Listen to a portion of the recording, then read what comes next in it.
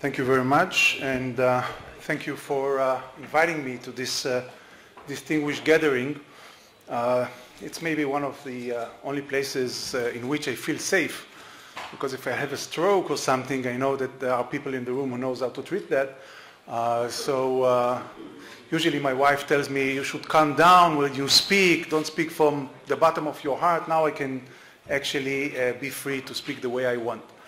As far as I understand, the idea behind inviting me to this lecture is based on the fact that all of you are treating people in the emergency room, which many of them are suffering from this growing threat of international and local terrorism, what we refer to as global terrorism, which is a combination of global and local terrorism. Unfortunately, today the phenomenon is very well connected to a geographical area, or starts from a geographical area, which is our immediate neighborhood here in the Middle East. And I'm talking about the phenomenon of ISIS and the shift from Al-Qaeda to ISIS. That will be the focus of my presentation today, because I was given only half an hour, and it takes me more than that to start my engine. So I will definitely try to limit myself for this specific time, and I decided to neglect other subject matters such as Iranian Shiite, Hezbollah terrorism, and so on and so forth, and focus on the phenomenon of the global threats and the threat to the Western society altogether. When I start my lecture, usually in other forums, I try to persuade my audience to consider to change their profession from whatever they do into a scholarly profession. And the reason that I say that it's important, I think, to do that, or I would recommend to do that, it's because I don't know many other professions in which you have a sabbatical year. Every few years you get full salary in order to lay back, think, research, and write. And this is an advantage, of course, that we scholars have. And I'm saying that because I was spending my sabbatical year, the years 2008, 2009, teaching in Stanford and enjoying the Bay Area. And I would like to start my lecture from there, from this sabbatical year, because it was a very interesting time. It was the election year of President Obama. President Obama was running to the position of the President of United States. He won the elections, and I presume that many of you remember what was the main foreign policy step of President Obama immediately after he was elected at the first time. It was the Cairo speech. He traveled a few weeks after he won the election. He traveled to Cairo, from all places, to Egypt, and he gave his speech towards the Muslim world, telling them that we, United States, are opening a new page with Islam, with the Muslim world altogether. And I would like to argue that when we analyze the situation right now, and we understand the connection between the phenomenon of the Arab Spring, which I will explain in a moment, to the creation of this new threat, or the new stage of the evolution of terrorism, I think we should start with this specific statements in the elections. Now, just to prove that I was in Stanford at that time, I brought this, but I didn't have a good picture of mine, so I apologize. The reason that I give it is the following one. I want to start with this anecdote. A few hours after the speech in Cairo, San Francisco TV comes to interview me. The first question they posed to me is, what is the reaction in Israel to the speech in Cairo? So I was telling them live, and I said, frankly, I don't really know, because it happened a few hours ago. It's time night in Israel. It's nighttime in Israel right now, and I don't really know. But on the other hand, I'm an Israeli. And I can tell you that Israelis have always something to say, even if they don't know what they need to say. So I have something to tell you about that. And I think that in Israel, we have mixed feelings towards the speech in Cairo, which is a combination of hope and concern. So they asked me the second question. The second question, what is the reaction of the Jewish community in the Bay Area to the speech in Cairo? And I said, I don't really know. I'm only a visitor here, temporarily living in the Bay Area. But on the other hand, if you ask me, I think that the Jewish community in the Bay Area have mixed feelings toward the speech in Cairo, which is a combination of hope and concern. So they look at me in a weird way and they said, so what's the difference between the reaction in Israel and the reaction of the Jewish community in the Bay Area? I said, look, in Israel we have a lot of concern and very little hope. In the Bay Area there is a lot of hope and very little concern altogether.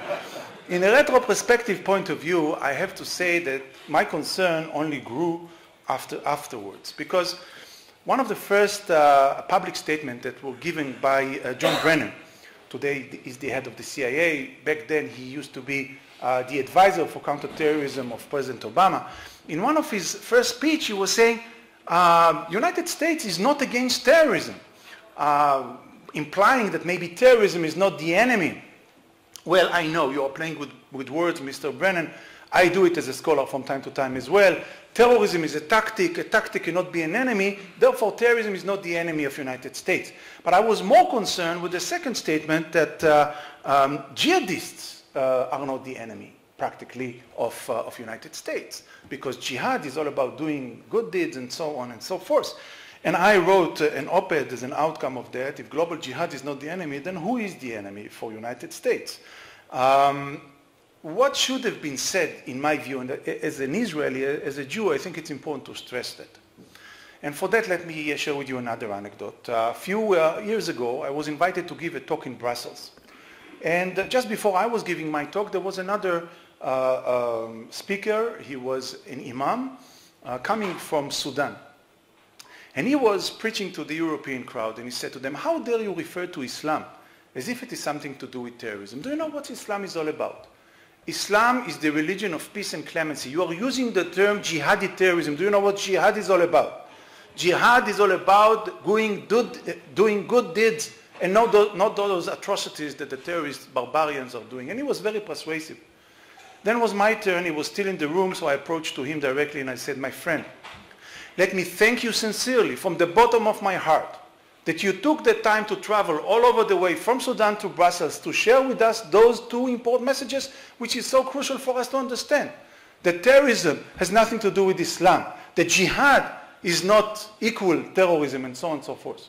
But between you and me, my friend, I don't really understand why did you bother to fly all over the way from Sudan to Brussels to share with us those two important messages, instead of staying in Sudan or crossing to Yemen or crossing to Iraq or Syria or Afghanistan. I can mention so many countries, and tell those people which are beheading innocent civilians under the name of Islam, raising the flag of jihad, that what they do is against Islamic concept and jihadi verdicts. That's, in my view, the message that should be given by the Western society, by the leaders of the Western society. God forbid, we have nothing against Islam. We don't see Islam as a negative religion compared to any other religion. Any religion, unfortunately, might be misinterpreted and might be misled in a way that will provoke people to conduct horrific atrocities under the name of God. But we have a problem in Islam today, not with Islam, in Islam today, in which a small, dangerous minority is hijacking the religion and misusing the religion and convincing youngsters that doesn't really understand Islam. And therefore, your mission, my friend, the Imam, is actually to preach what you are preaching to us on a daily basis to your own constituency. Because the only one who will win this war at the end of the day, I can tell you, I'm not a prophet, but I can tell you who will win this war. Islam will win the war. The Muslims will win the war. The question, which Muslims? Would those who really believe in the genuine Islam, in the pragmatic interpretation of the peace and clemency of Islam, or those who provoke violence under the name of Islam? That's the question. And I think that this is the message that should have been conveyed to the international community by the new President Obama. And then a few months after that, actually a year or two after that, we saw the beginning of what was named ridiculously, in my view, under the name of the Arab Spring. Well, you know, in Israel we refer to that as the Islamist winter and not the Arab Spring. Because I have to say that this process was a genuine, authentic process. Started with genuine feelings of the masses in the Arab world that were fed up with the traditional regimes They didn't give them hope. They didn't give them human rights, civil rights, and so on and so forth. So the liberal elements in those countries started to revolt against the regime. But after a very short period of time and again, the one who took over those liberal revolutions were the Islamists, the jihadists, the Salafists, and the terrorists all together. So we see the pattern occurs time and again. It happened in Libya. It almost happened in Egypt. It happened in Syria. It happened in Iraq, in Yemen. You name it. Time and again, the same situation. The Islamists are taking over. Ungoverned territories are being developed. Ungoverned territories, it's honeypot for extremists from all over the world and terrorists from all over the world to come and join in. Those are the foreign fighters that are coming from all Muslim communities, including the Western society. And also, they open the gates of the jails, and the archi-terrorists which have been imprisoned also are being freed and travel to those regions. They take over the most sophisticated weapons of the former army, and now you have very dangerous terrorists in ungoverned territories, weaponized up to their teeth, and in some cases, in the case of Syria, I even would dare to add to that the proximity to non-conventional material or non-conventional weapons, especially a chemical weapon, which I tend to believe is going to pop up in terrorist attacks in the coming years altogether. Now let's zoom in a little bit on Syria, because we want to focus on ISIS in a moment. Well, Syria is suffering for almost 4 years from a civil war as a product, if you wish, of the Arab Spring. And you have main areas of clashes which are colored in yellow there. Just to show you how chaotic the situation is, those are the elements which are fighting as we speak in Syria. Different battalions, different groups, different networks, many of them against the regime, many of them one against each other, just showing you how chaotic the situation is in Syria as we speak. Now, to put some order in this chaotic situation, I suggest to differ between 7 groups that are fighting in Syria right now. The Sunni Salafists, the global jihadists, and those are practically what we refer to as Daesh, ISIS. ISIS is one of the strongest elements that today conquer almost half of the territory of Syria.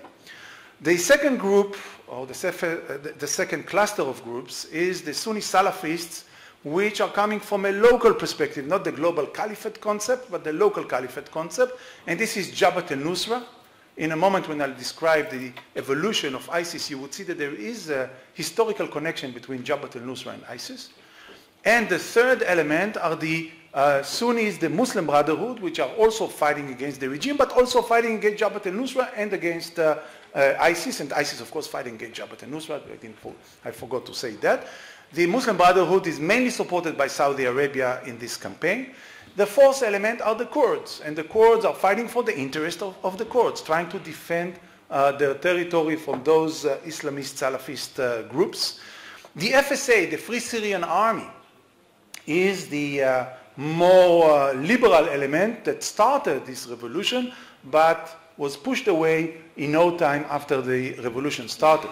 A good friend of mine, a colleague of mine, Professor Peter Naumann from ICSR, was mentioning a research that was done by his group. They analyzed the foreign fighters which are coming to Syria from Turkey, and for that they traveled to Turkey, and they were spending some time in the Turkish villages neighboring the border of Syria. And they find out that there is a new fashion in those small villages. They open new stores of clothes. Actually, those are not clothes, those are uniforms. They have stores for uniforms. For those foreign fighters which are coming to Syria, they can buy the uniform of the group that they are interested before getting into Syria. So he asked, by the way, to buy the uniform of the Free Syrian Army, and the people that sell the uniforms started to laugh. They said, there is no demand, we don't have those uniforms here. So the other two groups, which are fighting all the others, are, first of all, Assad forces, the whatever left from the Syrian army, and the battalions of Hezbollah, which they are practically the one that keep the Assad regime in his place right now, of course under the order of Iran. Without Hezbollah activists in Syria, Assad would fall long ago. And you can imagine what is the cost that Assad, if he will stay in power, will have to pay for Iran and for Hezbollah as an outcome of that activity. Now, the last element, which is more relevant to many people that are sitting in the room here, is what we call the foreign fighters. The foreign fighters are Islamists, jihadists, usually youngsters, but not only youngsters. It could be some more elderly people, but mainly youngsters, which are coming from different Muslim communities around the world.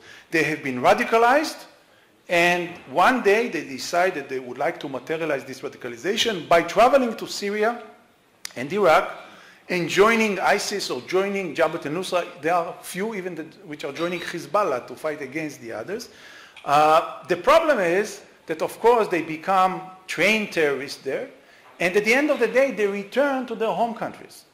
And then they become very negative and very dangerous element that might conduct terrorist attacks, and actually already conducting terrorist attacks on European soil, on the American mainland, Australia, and other places altogether. There is another element which is important to remember, which are other type of lone wolf. Those are not foreign fighters that return to those countries. Those are local Islamists that have been radicalized, but have been inspired by ISIS and Jabhat al-Nusra, and before that it was Al-Qaeda. And without even traveling to Syria, they buy the weapon and go to conduct a terrorist attack. We'll talk about that later on, how this is really happening. Now, a little bit about the evolution of ISIS. And when we are talking about ISIS, we need to go back to early 2000, after the American-led campaign of the coalition, international coalition, that took over Iraq and forced Saddam down. Immediately that gave birth to local Islamist elements that started to fight the coalition forces, and especially United States, headed by Abu Musab al-Zarqawi. Al-Zarqawi was one of the most notorious terrorists because he was innovative. Always he came with new technologies, new tactics, was very interested in non-conventional ingredients and tried to develop non-conventional terrorism. But he was killed by the Americans in 2003, and his successor was Abu Omar al-Baghdadi, which was also killed by the Americans in 2007, and his successor was Abu Bakr al-Baghdadi, which probably is still the leader of the organization. I'm saying probably because we know that he was badly hurt, and there were other types of information that reported that somebody that filled in for him. It's not that clear. Abu Bakr al-Baghdadi is maybe the worst, the most notorious terrorist ever. Now, this sounds weird. How could I say about Abu Bakr al-Baghdadi that he is the most notorious terrorist ever? We had Bin Laden. We have Zawahiri, number 2 of Bin Laden, which is now running Al-Qaeda. We had Carlos the Jackal in Europe, and so many others. How could I say that Abu Bakr al-Baghdadi is the most dangerous terrorist in the modern history? Because Abu Bakr al-Baghdadi did something that nobody else dared to do before.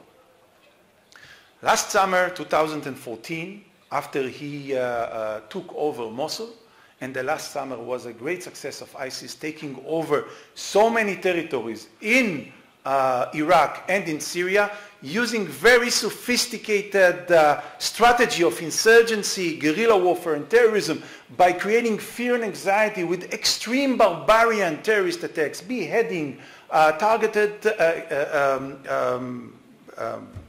killing journeys, and so on and so forth, and transmitting them in the social network channels such as Twitters, Instagrams, and Facebook, and so on and so forth, and YouTube, of course. And by that, actually creating a psychological warfare that gave them a lot of advantage in the practical fighting in the field, because the soldiers, their enemies, actually threw away the weapons, changed their uniforms to civilian clothes, and ran away. ISIS won most of their territories without even fighting, just because of the fear that they succeeded to induce in the hearts of their enemies. But this is not what makes Abu Bakr al-Baghdadi so dangerous. What makes him so dangerous that in Mosul, after he conquered Mosul, he gave a public interview or a speech, and he was announcing himself as the new caliph. He was announcing himself practically as the successor of Muhammad the Prophet. And this is something that nobody dared to do before. Bin Laden never dared to do it.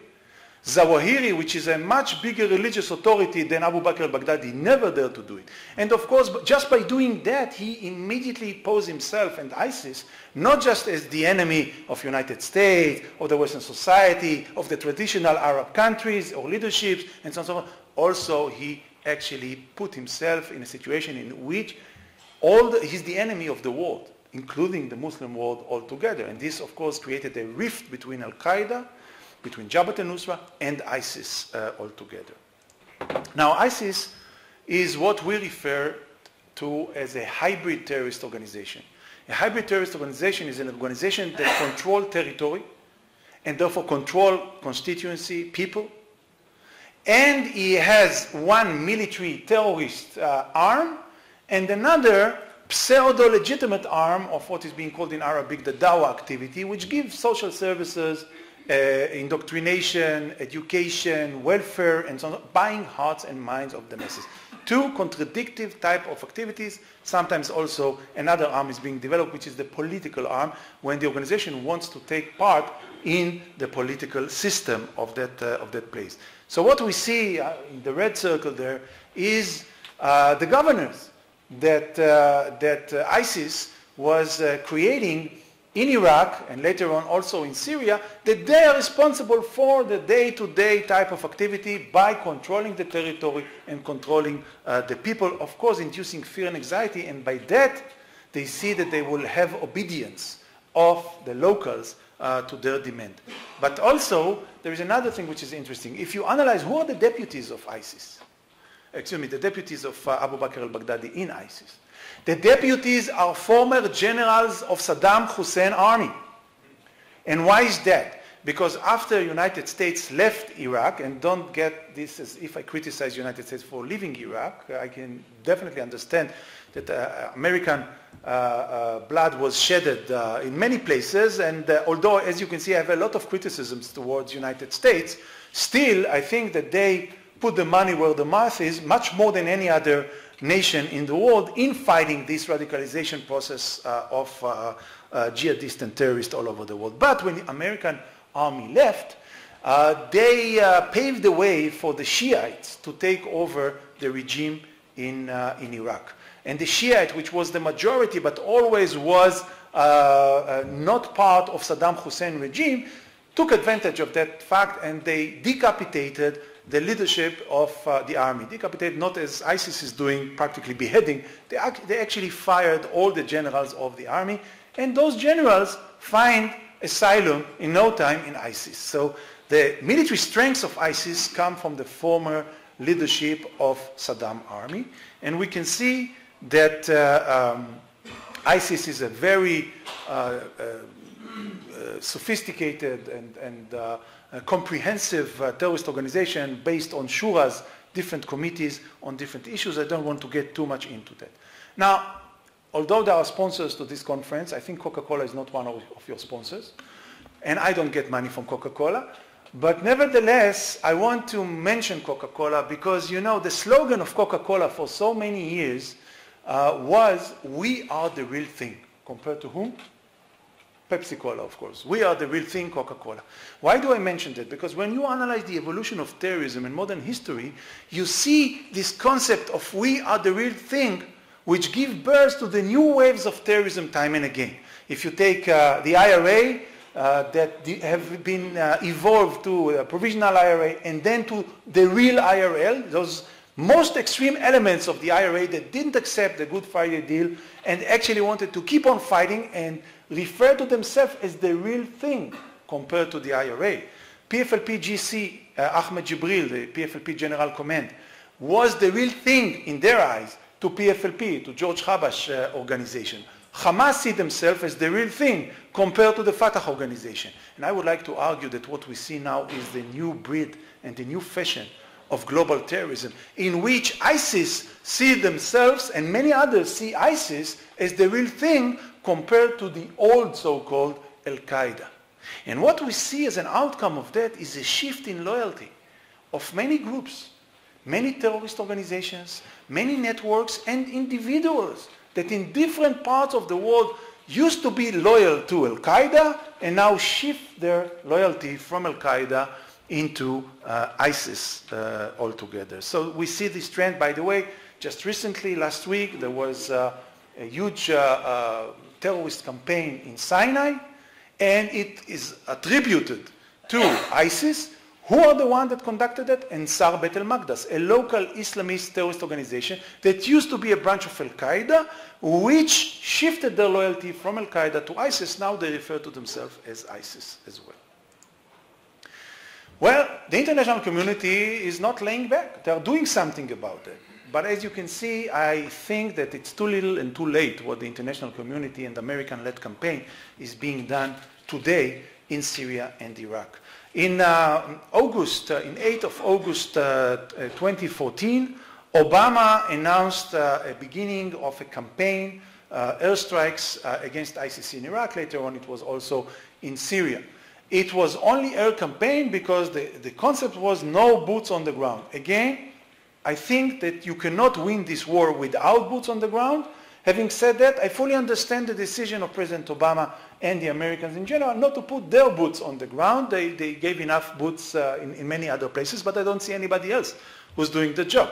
So just to give you an example, today we have somewhere between 10, 15 air campaigns every day in Iraq and Syria against ISIS, which is the coalition air forces led by United States. Just to give you some comparison, during the Pillar of Defense in Gaza in 2011, Israel had 187 strikes a day. During Protective Edge in the last summer in Gaza, Israel had 167 airstrikes a day. So you can understand Gaza is chicken feed if you compare the territory of Gaza compared to the territory that ISIS control today in Iraq and Syria. There is no comparison there. So you can understand that this is really not hurting ISIS whatsoever. Now you would say, okay, maybe it's not the matter of counting the number of strikes. Maybe it's the quality of the strike which is important. So let me show you this. By the way, I showed this a few months ago in the Pentagon, and I was surprised that they let me out after that, but never mind. 23rd of September 2014, there were a few strikes, American strikes against ISIS, and very few of them, actually 3 of them were reported, and I presume that the Americans are reporting the successful one. So there was a strike against ISIS. At that time it was called ISIL, finance center in Raqqa. Raqqa is the capital of ISIS in Syria. And this was a Tomahawk missile that shot and hit the target and so on and so forth. Now, when you are looking, and you don't need to be an intelligence officer to see the picture of before and after, which was shown by the Pentagon itself, and you can see that the building, although was hit, was not destroyed. Even not one floor was destroyed. Even not one window was destroyed. There was a small fire on the roof. So not only the quantity, also the quality does not match the challenge that ISIS is posing to the international community. This caricature I took from Hezbollah website. And Hezbollah refers to the American strikes against ISIS as tickling ISIS, no more than that. Which brings me to something which is closer to our friends which are coming from Europe, United States, Australia, and other places altogether, and this is the homegrown terrorism phenomenon. Now, when we talk about terrorist attacks, we should differ between 2 types of attacks. Organized attacks and personal initiative attacks. Organized attacks are attacks which are either initiated, planned, prepared, and or executed by a terrorist organization. Personal initiative attack, it's a one person, sometimes it's a small network, local network, which is not operationally connected to a terrorist organization, might be inspired by a terrorist organization that decided to conduct a terrorist attack. So the bad news, let's start with the good news. The good news is that homegrown terrorism, it's mainly personal initiative attack, not only, but mainly personal initiative attacks, and usually the personal initiative attacks are more limited in the damage and the casualties that they cause. Why? Because this is one person having whatever he has in his hand. It could be a knife or an axe, or it could be an AK-47 or a hand grenade, but that's it. That's the whole power that he has. It can cause and inflict harm, even considerable harm, but you cannot compare that to the organized attack type of 9/11 or 7/7 bombing or Madrid and so on and so forth. These are two different magnitudes of attacks. That's the good news. The bad news is that to thwart a lone wolf attack, a personal initiative attack, to prevent it, much, much more difficult than preventing an organized attacks. Because you don't have an intelligence warning before. There are not enough people that are involved and have the know-how and the knowledge about the plans and the preparation and so on and so forth, so that most probably the intelligence will not have prior warning, and therefore the attack would occur and will not be prevented beforehand. I will skip this radicalization process through the internet. This is a very clear way of radicalizing those youngsters, especially in the Western society. If in the past, a 17 years old second generation Muslim in a community in say Italy or France wanted to be exposed to the radicalization process, he needed to practically go to a certain mosque or a certain imam and be radicalized by him. And also the authorities know that this is a dangerous mosque or a dangerous imam. But now the only thing he needs to do is to close his room, get to his personal computer, and get to the chat rooms or the Facebook pages or the Twitter or whatever he needs in order to be surrounded with like-minded radicalized people. Now, we have a very clear profile of those people. Quite clear, I would say, profile. If you take, for example, Mahdi Namush. Mahdi Namush was the terrorist that was conducted the attack about a year and a half ago in the Jewish Museum in Brussels. Now, this is a very typical profile for those homegrown terrorist lone wolves. He was a second-generation Muslim that his family immigrated to France. Now, he was involved in petite crime from childhood. He was arrested a few times. He was radicalized in the jail system. And when he finished to serve his time in the jail, he was a very radicalized Islamist criminal, or not yet a terrorist, but criminal. So he decided that he wants to do something about it. He traveled to Syria. He became a foreign fighter. He joined ISIS. And when he finished his job there, he went back to France. And I was asking myself, why didn't he attack in France? Why did he choose to travel all over the way to Brussels and attack in Brussels? Because he was smart. By the way, he was not smart. ISIS actually taught that, the homegrown terrorist. Refrain from attacking in your home countries, in many cases. Prefer to cross the border to another country. Why? Because in your home state, you might be under the radar of the intelligence. In the neighboring country, nobody knows who you are and nobody would find out. And that's exactly what happened. He traveled to Brussels, conducted the attack. What's the meaning of that? This is bad news for Europe.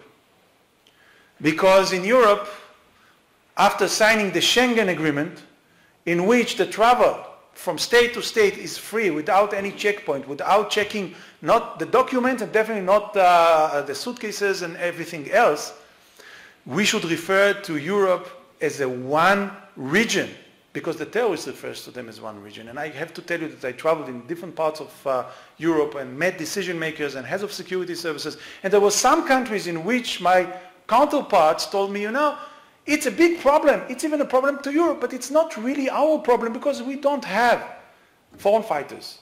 We don't know that we have foreign fighters, by the way. They don't know. It doesn't mean that they don't have. But nevertheless, let's say that you don't have foreign fighters. We don't have large radical Islamist communities in our region. Yes, but the problem is not just from your own constituency. The problem is actually from the imported lone wolves and local networks that might conduct those specific attacks. This radicalization process is mainly aimed towards the second generation and third generation Muslim immigrants. There is a good reason for that. I'll show you this in a moment. Why not the first generation, although there are a few exceptions altogether. What do? The one who incite those people, the ideologist of ISIS, used to be the ideologist of Al-Qaeda, they identify the sense of confusion and frustration.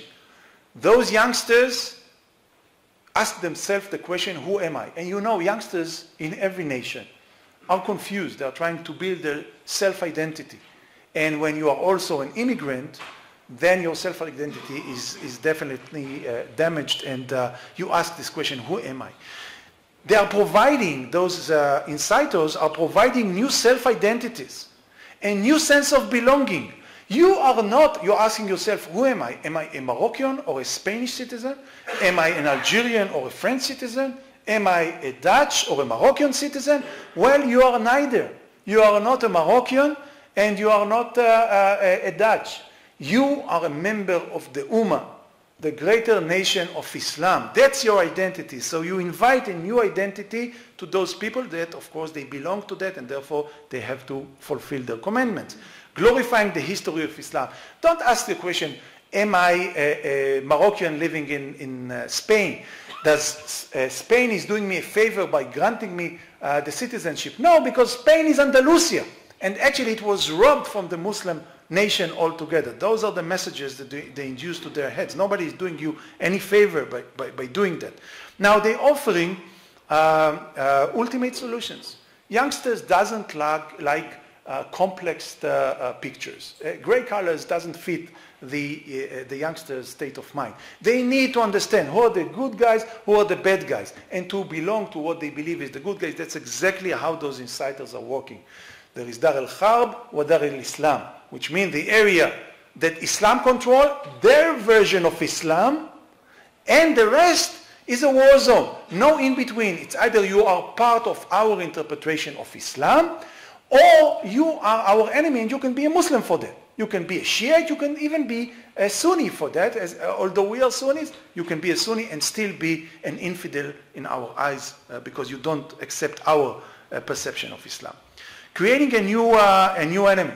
And those are the infidels, it could be the Americans, the Westerners, the Israelis, you name it. Inducing the sense of humiliation. When you analyze those messages that are being spread out to those youngsters all over the world, the concept of humiliation is repeated time and again. You are being humiliated. Your mother is being humiliated. Your sister is being humiliated. Your religion is being humiliated. Your nation is being humiliated. And when you're being humiliated, you need to revenge. That's the concept. Now, it's not us who are telling you this. This is a divine command. This is a religious decree that you have to fulfill. And you know what? Don't tell me that you are right now very busy because you have your matriculation or you need to have your BA degree finalized or whatever, make your first million. No! You need to stand up right now. You know why? Because we are not fighting an offensive war. We are fighting a defensive war. We are defending Islam from the infidels. And when we are defending Islam, that should come first. I would like to do something, and I would start to conclude with that. I would like to do something which on the face of it sounds weird. I'm telling you, totally weird. And I have here Palestinian friends. They would find it even weirder. But maybe I will persuade them at the end of the day. I'm mixing right now oranges with apples, or if you wish, fruits with vegetables. I'm trying to compare the radicalization process that Palestinians experienced in the West Bank and Gaza after the 67 war to the radicalization process that Muslim communities experienced in the last few decades. Now, I'm saying it's weird that I'm trying to do that because this is totally different situation. The Palestinians are living under occupation. As an Israeli, I can differ, good occupation, we have no choice. I'm not getting into this political question. But they are under occupation. And the Muslims in the Western countries are living there on a voluntary basis. Nobody forced them to be there, okay? So how could we compare the two? Look at that. The first generation of the Palestinian that living in the West Bank and Gaza were occupied in June 67 by Israel. And immediately what happened? They have living in a very bad conditions. The unemployment rate was very high. And immediately after the territory was occupied by Israel, the Israeli market was open to those Palestinians. Unemployment went immediately to zero. Every person that wanted to work, find work. What was the work that was offered to them? The blue collar, the hard work that the Israelis didn't want to do themselves. The very low, unpaid, difficult works that was offered for them. And they did it happily because they earned much more than they used to earn before, and they were having work.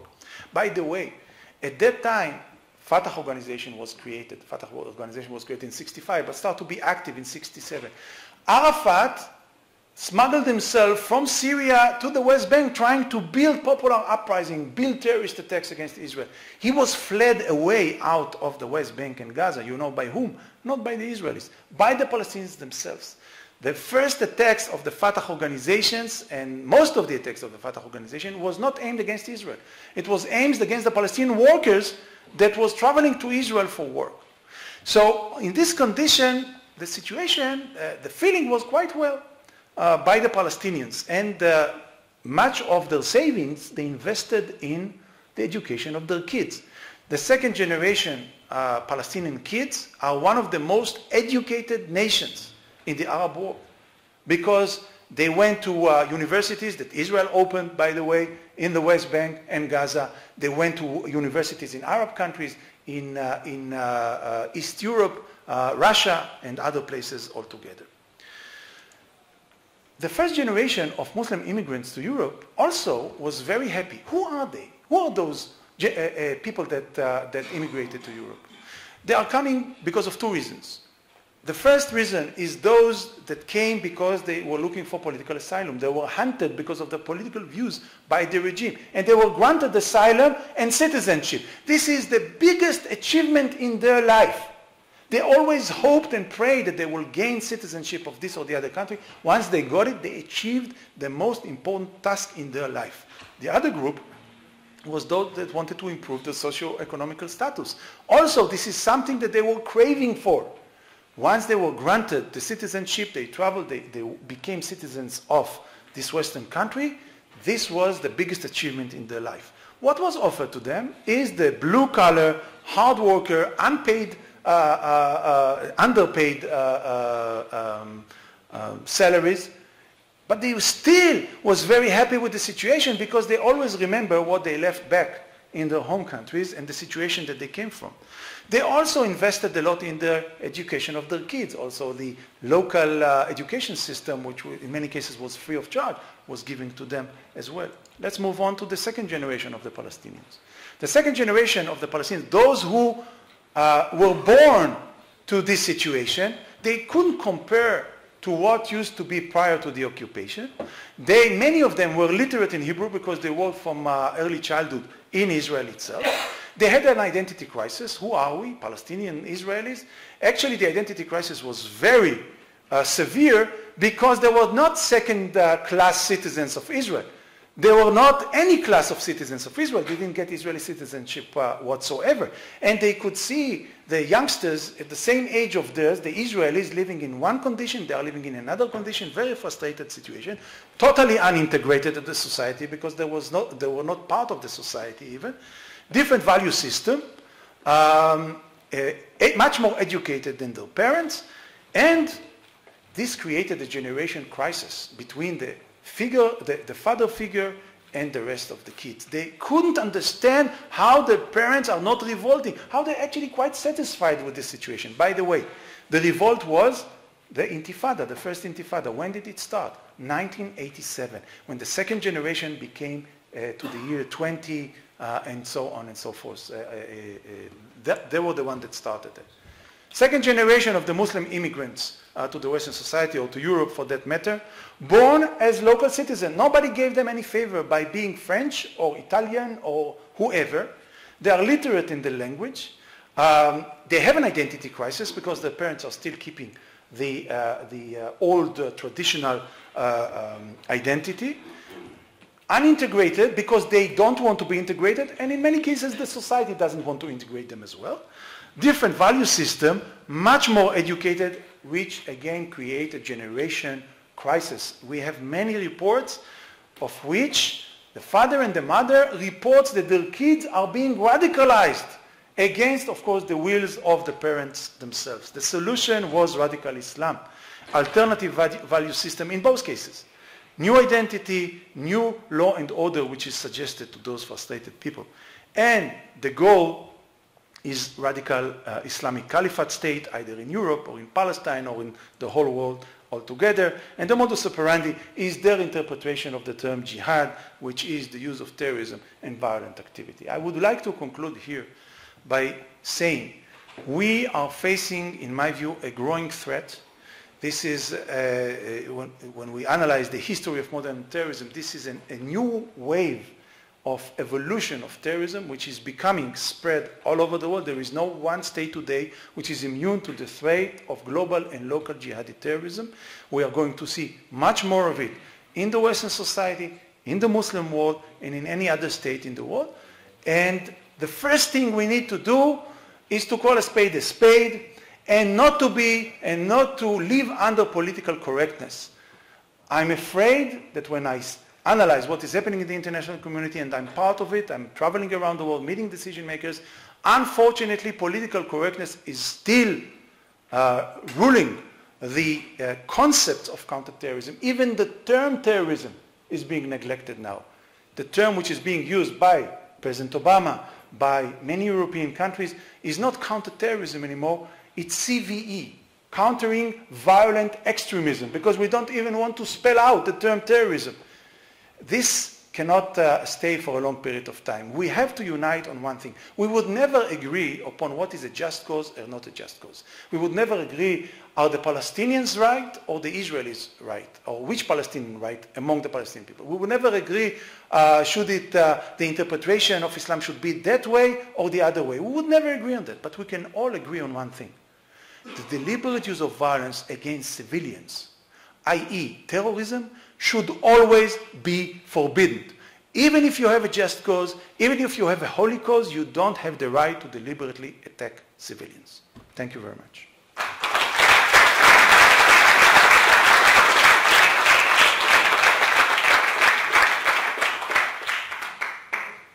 Maybe a few questions for you.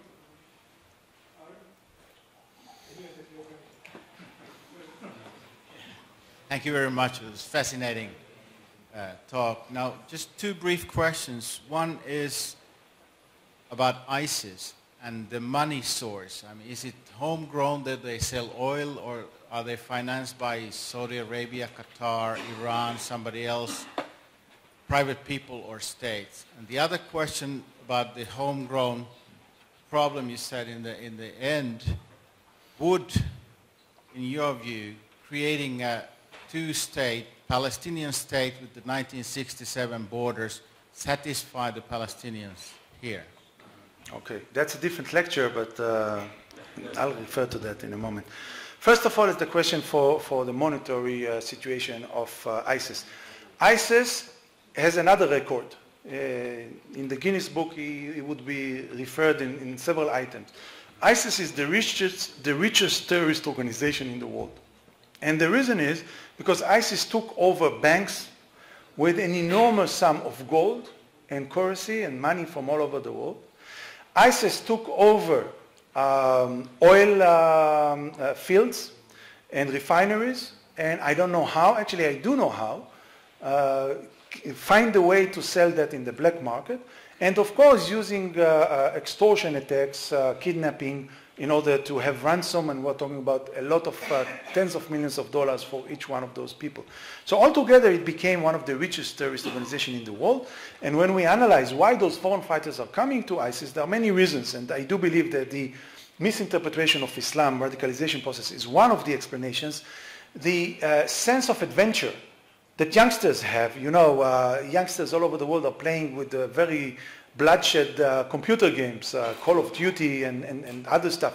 They can play Call of Duty in real life and not just shooting in the computer set. They get the AK-47 and they can butcher anyone they want in the most barbaric way they want. This is also very provocative for those youngsters, but also they're being paid and high salaries, highest than any other terrorist organization. Now, the good news is that, those resources are not endless. And when you talk about oil fields, it's quite easy, which I don't fully understand why it doesn't happen, but it's quite easy to neutralize an oil field by bombing from the air. We don't see this happening as well. You also should ask the question, and fairly so, how can they sell the oil that they have, because they don't have an entrance to the sea, nor in Iraq or in Syria. So it should be by land, and they are surrounded by so-called enemies countries. I would dare to say that I would look closely on Turkey, if not the government itself, even private people in Turkey that maybe give a way to sell this in the black market and make a fortune as an outcome of that. So that's for the monetary situation. They are not being supported by, definitely not by Saudi Arabia or Gulf countries. I believe that even not Qatar. Actually, Saudi Arabia is terrified from ISIS and see them, and reciprocity, the other side see Saudi Arabia as bitter enemies one to each other altogether. As for the Israeli-Palestinian situation, I would summarize my point of view, and of course you have one Israeli in the room, you have 7 opinions. That's usually the case. So I personally have 7 opinions.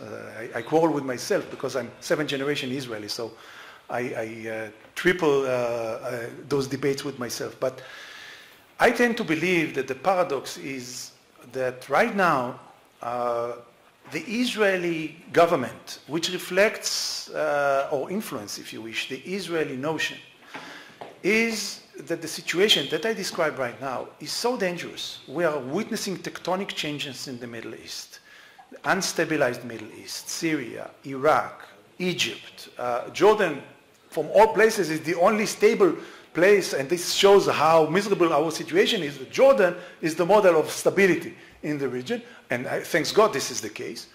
But under these conditions, the government and most of the people are reluctant, the Israelis I'm talking, are reluctant to make the concessions which are needed to start an effective peace process with the Palestinians. On the other side, we have also quite the same problem. Abu Mazen, in my view, is good news compared to his predecessor. If you compare Abu Mazen to Yasser Arafat, Abu Mazen is not a Zionist. Let's not fool ourselves. He would like to see Israel disappear from earth, but he understands that it will never happen, and he understands something which is very important. Terrorism is counterproductive for the national interest of the Palestinians themselves. That's why he doesn't have double policy, double language, as Arafat did have during the Oslo Accords. But he's not strong enough to make the concessions which are needed toward the Israelis. So we have right now instability of 2 leaders or 2 sides that on the face of it could have breached the gap, but they do not have the internal and external capability to do so. Any other questions? Go for it. For peace or for my lecture?